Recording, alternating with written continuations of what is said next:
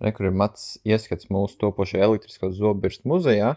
Mums ir, te vēl nav salikts, bet tas ir makets no pirmās elektriskās zobbirstas, kas bija komerciāli veiksmīga, kas tika izgudrota Amerikā 37. gadā, mums vēl viņa jāpabeidz, lai viņa izskatītos labāk. Tad šīs te jau ir reāls zobbirstas, tā ir Šveice. Tās jau bija pirmā zobbirstas, kas tika vairāk visā pasaulē tirgota, priekš tiem laikiem. Šī ir 62. gadā plus mīnus parādījās pirmās bezvadu elektriskās zobbirstas tieši. Tad šo te bija interesanti, mēs viņu netīšām atradām.